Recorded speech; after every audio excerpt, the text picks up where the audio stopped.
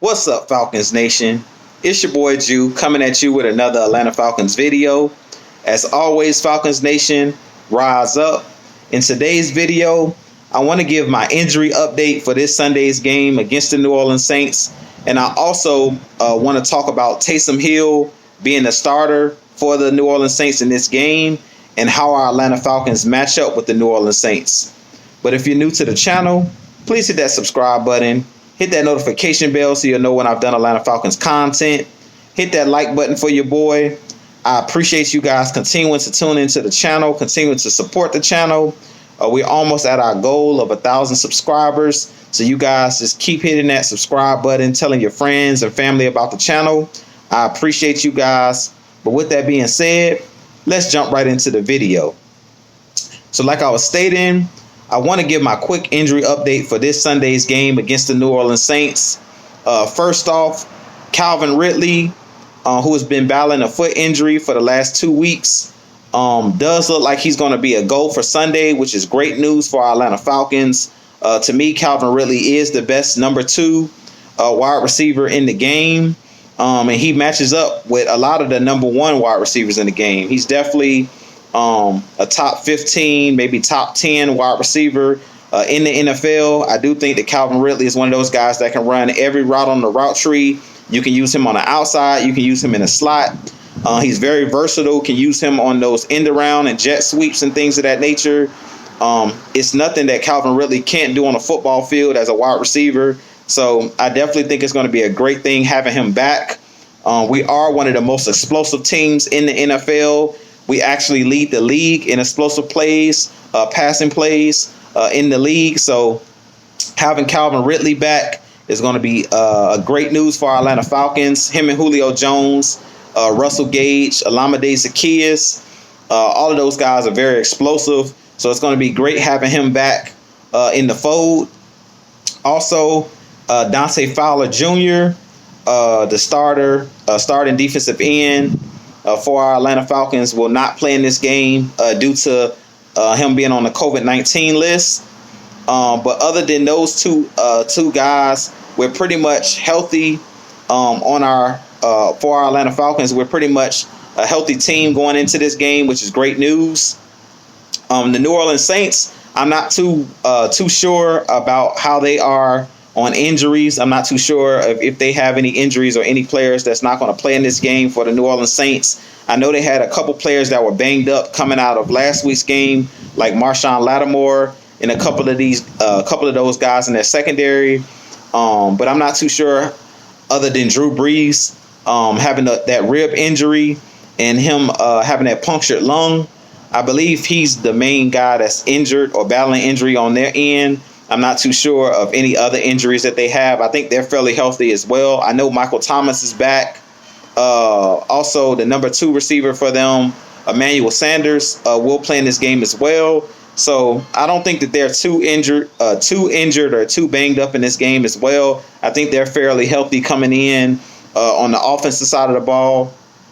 But I do want to talk about Taysom Hill being the starting quarterback for the New Orleans Saints going into this game. It did come out earlier today that Taysom Hill would be the starter for this week's matchup.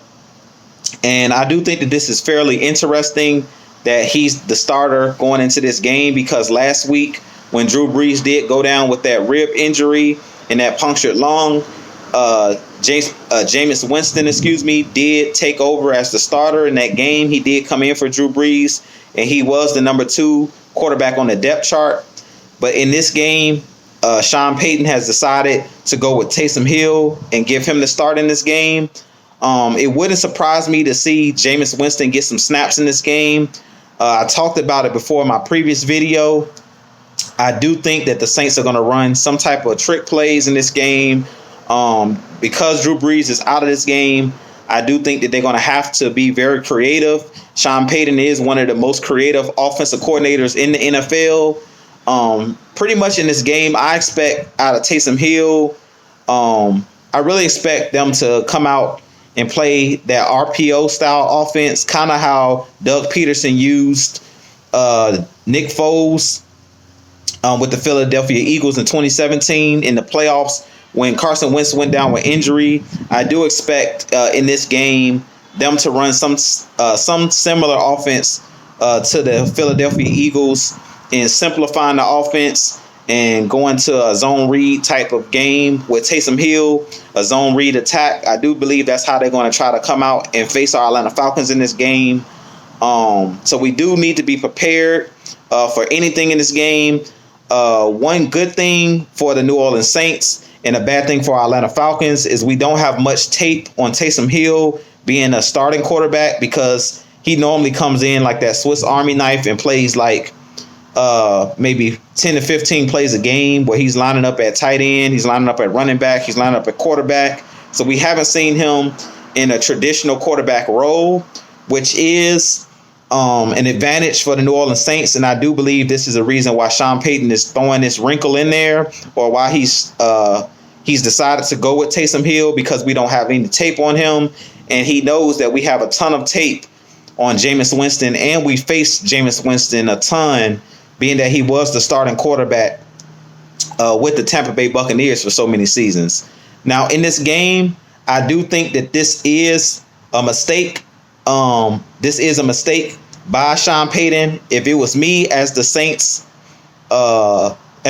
head coach, I would go with Jameis Winston, because he has the experience of being a starting quarterback in the league. And to me, Jameis Winston is a better starting quarterback or full-time quarterback than a Taysom Hill. I think Taysom Hill is more like a Tim Tebow type. He's not one of those guys that I think is a traditional quarterback. So I do think that Sean Payton may be making a mistake at starting Taysom Hill over starting Jameis Winston. I do think that Jameis Winston would be a better starting quarterback, or he would be a better fit to start against the Falcons, because he has had some success. Last year, if you remember, when Jameis Winston came to Atlanta, him and the Tampa Bay Buccaneers, they walked away with the victory. And he has had some big games against our Atlanta Falcons. I actually went to the Tampa Bay versus Atlanta Falcons game in 2016. The last year that the Georgia Dome was open. That was the first game of the season, week 1. And basically, Jameis Winston and the Tampa Bay Buccaneers, they torched us in that game. So I do think that this is a mistake by Sean Payton in starting Taysom Hill. I don't really know what to expect, because, like I said, I haven't seen Taysom Hill as a starting quarterback since his collegiate days with BYU. But I do think that being a good quarterback in college and being a good quarterback in the NFL is two different levels. In college, it's been a lot of guys that's been great college quarterbacks that haven't panned out in the NFL. And I do think that this could be a mistake by Sean Payton. I do think that Jameis Winston throws the ball with better anticipation than a Taysom Hill, because he's been a starter. He's used to the NFL speed. And I don't think that Taysom Hill throws the ball with great anticipation. I don't think he's one of those guys that's had enough reps in the live games to actually be the starting quarterback for the New Orleans Saints. But we'll see in this game how it pans out. I do think that the Atlanta Falcons defense matches up well against the Saints. I do expect AJ Terrell to match up against Michael Thomas, because he's one of those long and physical corners. I do think he matches up very well against Michael Thomas. I think that Kendall Sheffield matches up well against Emmanuel Sanders in this game. And I think, of course, Deion Jones matches up very well with Alvin Kamara. I actually was on AtlantaFalcons.com, and I read something where it was saying that Alvin Kamara has never scored a touchdown against the Atlanta Falcons, which was really surprising to me. I did think that he at least had one touchdown maybe against us. I know that he hasn't had a ton of success because Deion Jones is pretty much his kryptonite. I've talked about it numerous times that Deion Jones matches up very well with Alvin Kamara, because he is one of those linebackers that covers very well, and Alvin Kamara is one of those guys that they like to use in the pass game. So I do think that we match up very well on the defensive side of the ball. Jared Cook is another guy, and Josh Hill at tight end. Those two guys, Josh Hill and Jared Cook, are two of the guys that they like to use in the passing game. but I think that Foye Oluokun and Keanu Neal also match up pretty well with a Jared Cook or with a Josh Hill. So I do think this is going to be one of those games where the Falcons can have a lot of success, especially on the offensive side of the ball. I do think that our Atlanta Falcons are very explosive. I don't think that the New Orleans Saints, have what it takes to shut us down. I do think that the Saints have an underrated defense, though. I talked about it in my previous video. Trey Hendrickson at that defensive end position is a monster. Cam Jordan can also be a game wrecker. Even though our offensive line has played a lot better this year, Cam Jordan is always one of those guys that could get off and could be a game wrecker. So we definitely have to be prepared. Caleb McGarry definitely has to come prepared in this game. And Jake Matthews had to come prepared in this game because this kid, Trey Hendrickson, is one of those guys that has about 7.5 sacks coming into this game, which is, I think, top 10 in the league. So he is one of those guys that is a sleeper. He's not a household name, but he is one of those guys that I've seen as a game wrecker when I've watched the Saints games. Another guy that has really hasn't gotten a lot of credit, but I do think he's one of those guys that we have to be prepared for. And I do think that he's brought a lot of attitude and brought a lot of veteran savvy to the Saints defense this season is Malcolm Jenkins. He is back with the New Orleans Saints. He actually started his career with the New Orleans Saints coming out of college. And he did win the Super Bowl with the New Orleans Saints years ago. And he's now back with the team. He did leave for a substantial amount of years and went and played with the Philadelphia Eagles. And Malcolm Jenkins did help the Eagles in 2017 win the Super Bowl as well. And he was the captain or the leader of that defense in Philadelphia for a lot of seasons. So he's another guy that's back with the Saints this year and is really showing in their secondary that he's kind of been that glue guy that's helped these young players like Marshawn Lattimore, like the kid Williams, the other safety that they have. He's been one of those guys that's been helped mentoring and bringing these young guys along. They also have Janoris Jenkins, Jackrabbit, at the other cornerback position, who is very opportunistic. So Matt Ryan has to be very careful with the football against him because he's a guy that likes to play off and kind of like a Asante Samuel, kind of like AJ Terrell, where he's very opportunistic and he looks for chances to make interceptions. So we have to be very careful in this game not to stare down receivers and things of that nature. And the guy in the middle for them at that linebacker position, Demario Davis, is a thumper.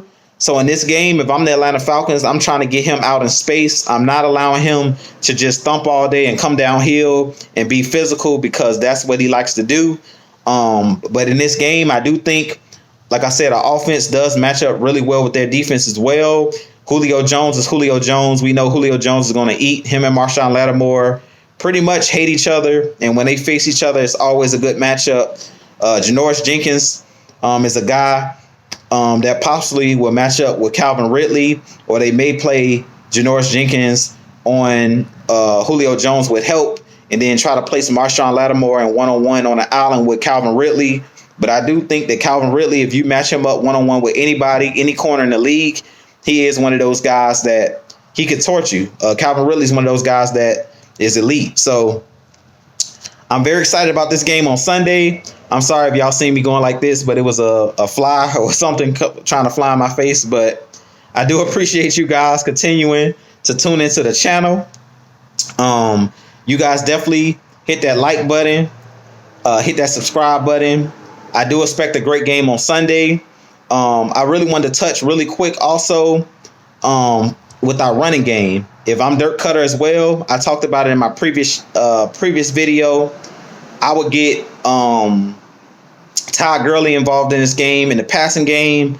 I also would get Brian Hill. I would give him more snaps in this game. I'll at least give him 15 to 20 snaps in this game. Also running the football and catching the football out of the backfield. I would do the same with Todd Gurley. Feed these guys, slow down that pass rush of the New Orleans Saints and slow down that aggressive style. Dennis Allen loves to play that aggressive style defense. So in this game, we got to be smart. We have to use misdirection. If I'm Dirk Cutter, I would run some jet sweeps some fake reverses. I also would use Russell Gage in this game. Use him in the Wildcat. He proved against Dallas that he can throw the ball on a dime. He can throw the ball like a Mohamed Sanu, like a quarterback. So I would use him some in this game as well. Put him in the Wildcat, him in Brian Hill, or him in Todd Gurley, and use him in that way. Give them some different unscouted looks as well. But like I was saying, this has been your boy Jew. I hope y'all enjoy the video. You guys tune in. I'm going to have a ton of new content coming for you guys. But I do appreciate you guys tuning in. I'm super excited for this game on Sunday. I expect the game to be scored in the 30s. I do think it's going to be a barn burner. I do think that the Falcons will put up somewhere between 30 and 35 points in this game. I do expect the Falcons to win a close game. Probably like 35-21 it's going to be my score. But I do think that the Falcons could come away with a victory. But this been your boy Jew. You guys continue to, like I said, follow your boy on Twitter. If you want to follow me on Twitter, you can follow me at Jew Talk Sports. You guys continue to leave your questions. You guys continue to send your questions and your comments.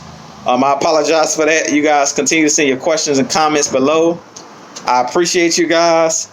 But as always, Falcons Nation, you guys enjoy your weekend. Continue to tune in. We're going to have a lot more coming for you guys. Also tune in to Atlanta Falcons Nation. Definitely hit that like button, hit that subscribe button there as well. But this been your boy Jew. I'll holler at you guys in the next video. Peace and love. And as always, Falcons Nation, rise up, go get this W. All right, peace.